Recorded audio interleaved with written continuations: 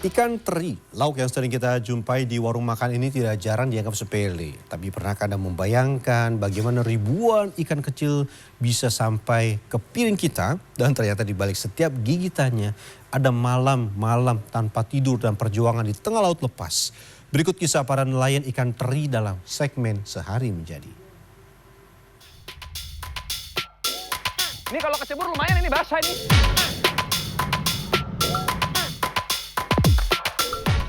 Kue nak, kue.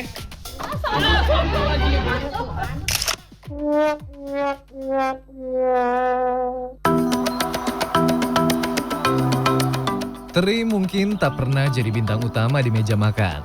Tapi di pulau ini, ia jadi rebutan dan sumber harapan. Untuk mendapatkannya, nelayan harus begadang di atas bagan menunggu cahaya lampu menggiring ikan-ikan kecil itu naik ke jaring. Terkadang nelayan pulang dengan senyum, terkadang pulang dengan tangan hampa. Apa yang terlintas di benak Anda ketika mendengar kata Pulau Seribu? Itu bisa, tapi bagaimana dengan ikan teri Pulau Seribu? Ini dia, Pulau Lancang.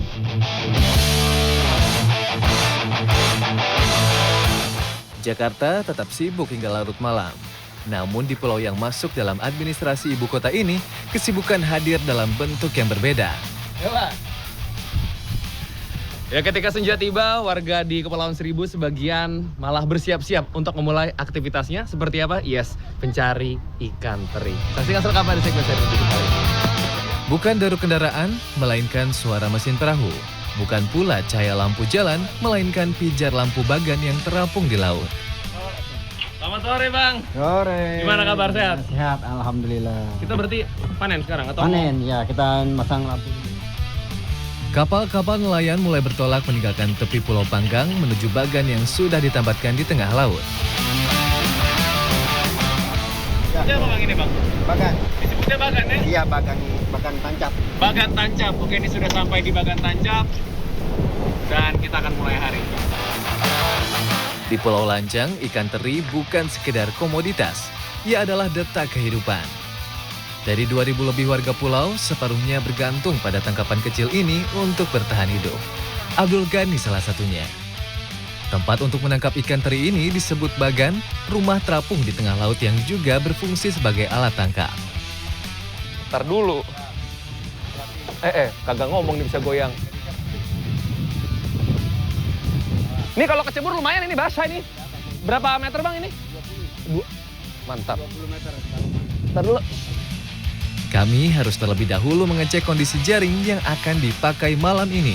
Apakah ada bagian yang koyak atau masih cukup kuat untuk menahan gerombolan teri?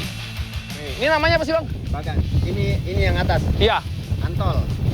Buat penyangga. Buat penguat ini lantainya. Kalau nggak jatuh kita. Kalau enggak, bagannya agak ndoy, agak ke bawah. Oke. Nggak naik-naik. Kalau bukan 20 meter. Berapa? Oh, tadi naruhnya berarti di dasar? Iya, di dasar. Kagak ngomong, saya pikir mah pendek. Bang Eceka, kamu jangan begitu Bang Eceka. Ini demi teri kita ini. Jaring sudah dicek dan siap digunakan, sekarang waktunya bekerja. Perlahan kami menurunkannya ke dasar laut, memastikan posisi tepat sebelum cahaya dinyalakan. Biar turunnya rata. Nah, turunin lagi. Biar turunnya rata ya. Oke. Rata, nanti larinya tidak bentuk akan apanya rata. Siap. Oke, genset dinyalakan, suara mesinnya menggetarkan dek. 20 lampu besar menyala serentak. Benar Bang ya? Lampu nyala semua ya? Nggak ada kendala, aman. Angin malam ini bertiup lumayan kencang. Di permukaan laut, ombak terlihat melaju lebih cepat dari biasanya. Dan memang kalau mau menjadi nelayan ikan teri ya kuncinya harus satu, sabar. Karena harus menunggu ikan-ikan terinya untuk masuk ke dalam trapnya atau ke dalam perangkapnya. 1 jam akhirnya berlalu. Ini kurang lebih sudah 1 jam dan lampu harus gelap total sebelum kita tarik. Biar nanti ikannya fokus hanya di satu titik. Ini cuma lampu temaram kecil yang warna merah. Ya, untuk menangkap ikan kami harus memusatkan perhatian teri. Semua lampu dimatikan, hanya menyisakan 1 lampu kuning di tengah bagan.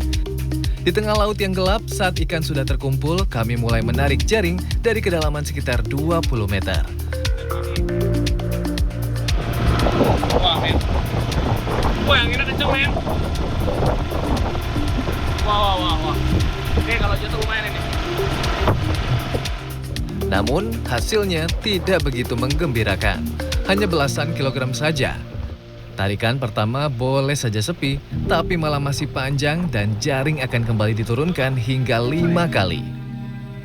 Ini ikan yang agak tajam durinya, jadi saya terpaksa pakai bantuan sarung tangan, belum kebiasaan kayak bapaknya.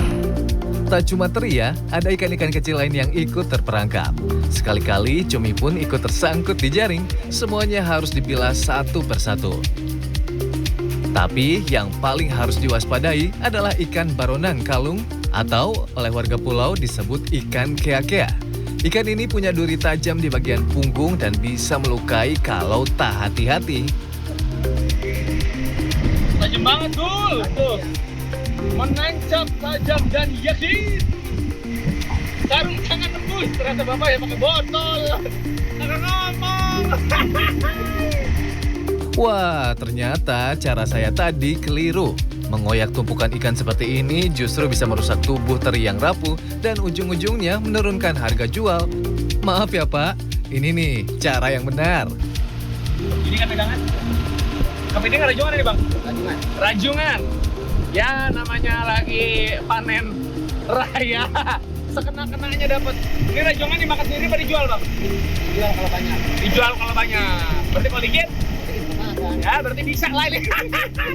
Asam manis saus padang. Terus ini ya?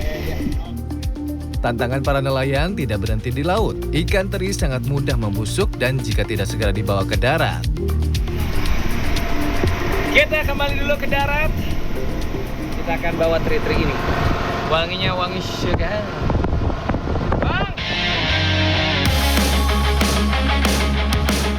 30 menit berikutnya kami sudah kembali ke tepi Pulau Lancang.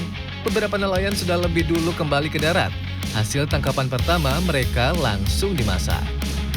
Air laut digunakan untuk merebus tetapi tetap ditambahkan garam lagi sebagai pengawet alami.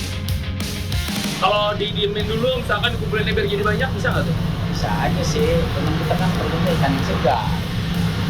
Kalau didiamin makin lama kan ikan kan makin lama juga. Makin DS itu berarti makin Harga jual juga murah. oke. Direbus ya? Ya warnanya juga beda. Makanya beda, oke. Tanpa garam, ikan teri akan membusuk dalam beberapa hari. Bila takarannya pas, ikan bisa bertahan hingga sepekan, tapi takarannya harus tepat.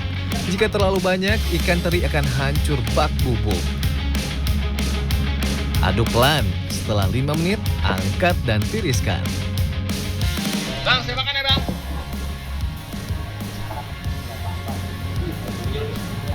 Kok nggak gitu asin bang? Nggak gitu asin? Ya makanya dibilang gitu tadi. Saya pikir tuh. Kalau asinnya tinggi bisa banyak. Wah, tadi saya pikir tuh bakal seasin itu karena pakai garam yang cukup banyak, tapi ternyata nggak asin aja. Nah.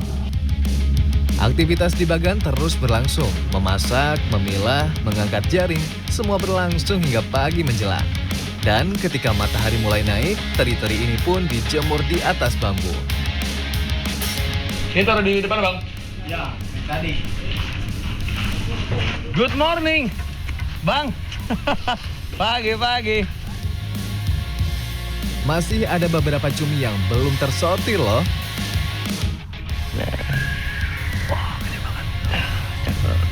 Pak, dicip dikit ya. Saya baru tahu ikan teri yang kami tangkap tidak hanya satu jenis. Ini yang paling umum, teri Medan atau teri nasi yang ukurannya kecil. Lalu ada juga teri jengki yang ukurannya lebih besar. Tapi di teri ini kan nyampur nih bang, banyak jenis. Ada teri Medan, ada teri apa ya, gede gitu bang ya. Iya. Tapi nggak dipisah pas lagi ngerebus sengaja. Nggak bisa, soalnya kalau masih basah itu nggak bisa disortir. Kalau disortir, istilahnya selagi basah, itu apa? Ikan ini rusak dia, rusak. Ikan kebanyakan jadu. Rata-rata teri dijual dengan harga 60 sampai 100 ribu rupiah per kilogramnya. Namun jika terinya hancur atau tak utuh, harganya bisa turun hingga 30%. Ini saya angkat ke dalam, Mbak.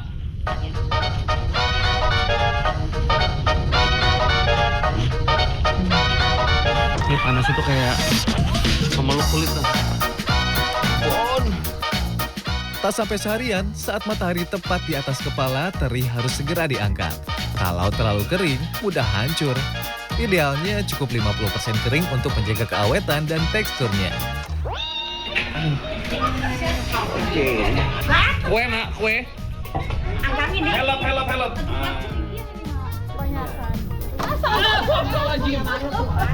Mohon maaf ya, Mak. I love you full. Jangan gitu fokus. Setelah bekerja semalam suntuk, saya kelelahan. Aduh. Ngerebas sebentar, Bu. Iya, udah dah. Ya bener panas banget kata Bu. Ini mau liputan nggak fokus ini? Cumi kecilan nih Iya. pegang. Oh iya, makasih, Mak. Iya. Capek banget, panas banget. Pokoknya sih Bang. Ikan yang berukuran agak besar akan dibelah menjadi dua, sementara teri nasi atau teri Medan yang kecil dibiarkan utuh. Buat saya ini semua sama, teri, tapi kata ibunya beda-beda jenis. Ini teri apa Bu yang saya pegang? Nasi. Iya, ini teri nasi, ini teri muda, ini teri kasar, teri gede. Tahap akhir dari seluruh proses ini adalah pengemasan. Tak sedikit yang langsung dipesan oleh pengepul dari daratan. Wilayah Jabodetabek jadi tujuan utama. Di sanalah ikan-ikan mungil ini jadi lauk di meja makan. Pertengahan tahun jadi waktu panen ikan teri, namun beda halnya ketika musim penghujan tiba dan membuat segalanya menjadi lebih rumit.